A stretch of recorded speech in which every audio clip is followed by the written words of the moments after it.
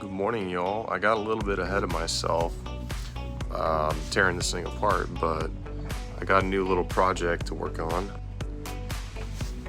This is my family's, I believe, 1969 Honda Mini Trail Z50. It's in pretty rough shape mechanically. Right now I got the carburetor off. I'm tearing it apart. I'm gonna put it in the chem dip. Right now I'm just taking all the little pieces, getting anything that might be rubber or fiber, setting that aside. Doesn't look terrible, but right now it won't idle.